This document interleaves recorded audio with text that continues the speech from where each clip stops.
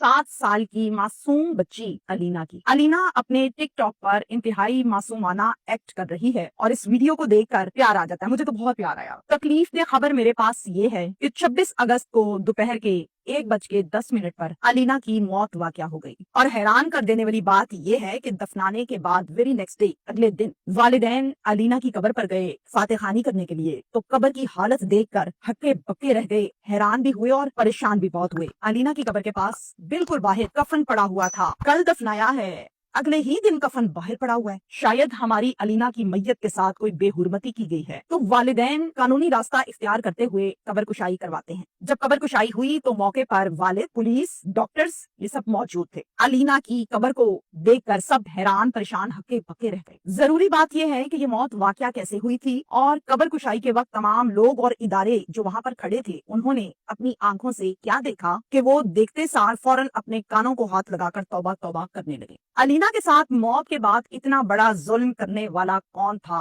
और उसने क्या किया था? इस तरह के बहुत से सवालात थे जो दिलों में और जहनों में चल रहे थे। ये वाकया पेश आया है रावलपिंडी में और रावलपिंडी का एक इलाका है जिसका नाम है गिरजा चौकी, जहाँ पर ये वकुआ पेश आया है। फैमिलीज रहती हैं यहाँ पर। जिस फैमिली की हम बात कर रहे हैं, इनके घर के सरबराह का नाम है मोहम्मद जफर इकबाल साहब, जो अलीना के वालिद साहब हैं, और वालिदा का नाम है अलिया। अलीना इनकी अकलौती बेटी है, बहुत खूबसूरत, बहुत प्यारी, बहुत मासूम बच्ची। सिर्फ 7 साल इस बच्ची की उम्र है। माँ चूंकि अलीना बहुत खूबसूरत थी, सब लोग कहते थे बड़ी खूबसूरत है, बड़ी खूबसूरत है, तो माँ ने इसकी खूबसूरती की वजह से एक टिकटॉक अकाउंट इसका बनाया और उस अकाउंट पर वो अलीना की नेचुरली तौर पे जब वो बैठी होती थी, उठी होती थी, मासूमाना हरकतें जो करती थी उसकी वीडियोस बना लेती थी और फिर उसको इस टिकटॉक अकाउंट पर अपलोड करती थी, जो बहुत ज्यादा पसंद की जाती है। और मैंने भी जब देखा इस अकाउंट को तो हर वीडियो ऐसी थी कि देख के इंसान ये कह उठता है माशाल्लाह। जहां पर हम बात करते हैं जफर साहब की, वालिद साहब की, तो जफर साहब पेशे के लिहाज से एक रंगसाज हैं, पेंटर हैं, रंग करते हैं। अब मैं आपको बताऊं कि हुआ क्या था। 25 अगस्त को दोपहर का टाइम है, 1 बजे का लगभग, अलीना के पेट में शदीद दर्द होने लगी और दर्द के मारे ये बच्ची लोटपोट होने लगी। माँ बाप फौरन से अपनी बच्ची को गोद में उठाते हैं, हॉस्पिटल भागते हैं और जाके डॉक्टर्स को कहते हैं देखिए जिसकी बड़ी तकलीफ है पेट में। डॉक्टर्स चेक करते हैं जब,